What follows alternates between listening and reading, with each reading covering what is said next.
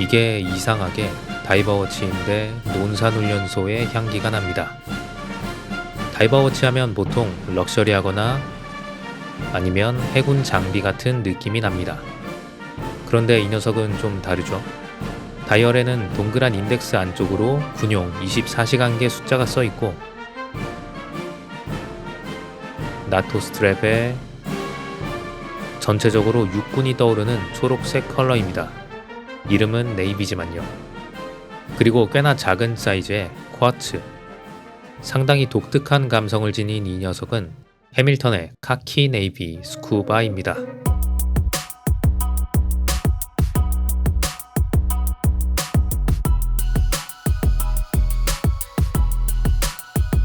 시계를 볼 때 가장 먼저 느껴지는 건 모든 부분이 초록색이라는 점입니다. 살짝 탁하고 톤 다운된 그린인데 국방색을 떠올리시면 잘 맞습니다.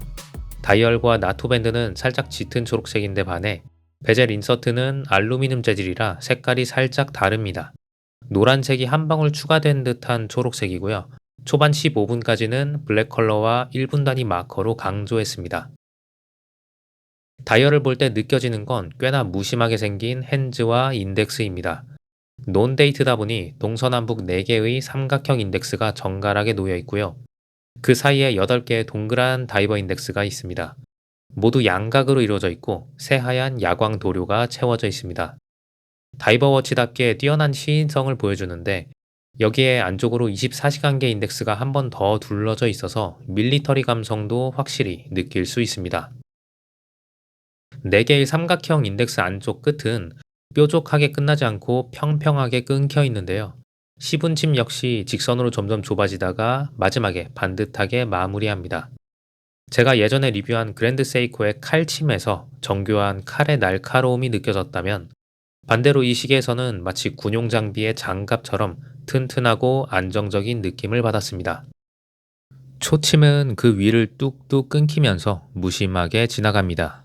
제가 오토매틱을 더 선호하긴 하지만 가끔 이렇게 한 번에 움직이는 쿼츠 초침을 보고 있으면 나름 시원시원한 느낌이 들 때가 있습니다.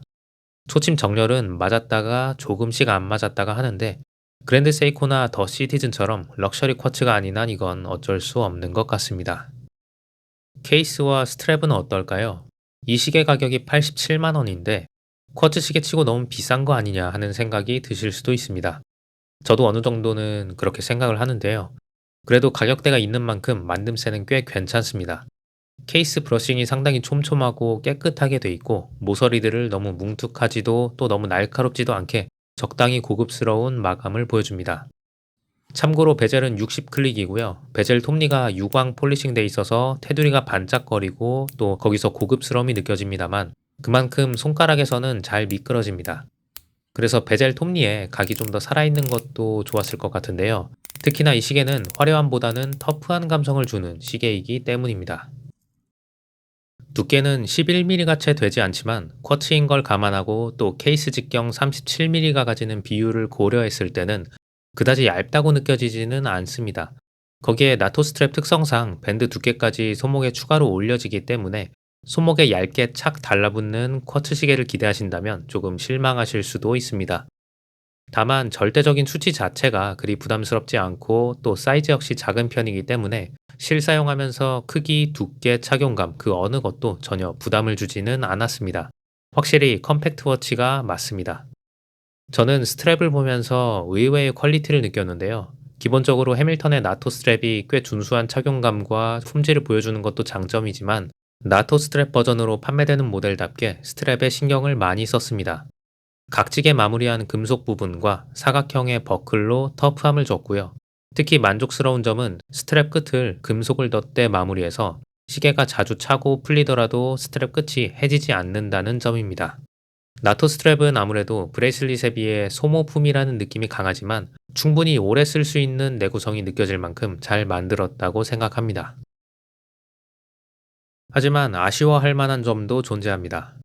먼저 다이버워치인데 방수가 200m가 아니라 100m라는 점입니다.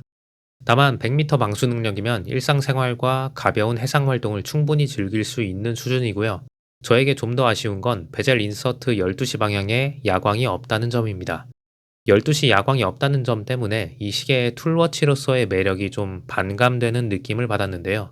반면 케이스 오른쪽 크라운 가드는 아주 매력 있게 생겨서 위 단점을 용서해 주기로 했습니다. 보통 크라운 가드가 갑자기 튀어나오거나 아니면 아예 없거나 하는 경우가 많은데, 카키 네이비 스쿠바는 러그 끝부터 유선형으로 이어지는 자연스러운 크라운 가드를 가졌습니다. 이 단순한 디자인에서 저는 뭔가 간결하고 터프한 매력을 느껴서 이 녀석의 크라운 가드 모양에 높은 점수를 주고 싶습니다. 홈페이지를 보면 다양한 색상과 브레이슬릿 버전도 있으니 참고하시고요. 그래도 저는 이 초록색 다이버라는 특이한 감성이 매력 있어서 이 초록색 나토 스트랩 버전을 가장 추천드립니다. 오늘 영상은 좀 짧게 마무리하고요. 오늘 소개드린 카키 네이비 스쿠바는 다이버치고 상당히 작은 편이라 저처럼 손목이 얇은 편인 분들도 컴팩트하게 즐길 수 있습니다. 또한 쿼츠가 가지는 오랜만에 차도 시간 조정이 불필요하다는 장점 때문에 오늘 뭐 차야 할지 고민될 때 은근히 손이 자주 갔던 시계입니다. 다음 영상으로 찾아뵙겠습니다. 지금까지 프레드였습니다. 감사합니다.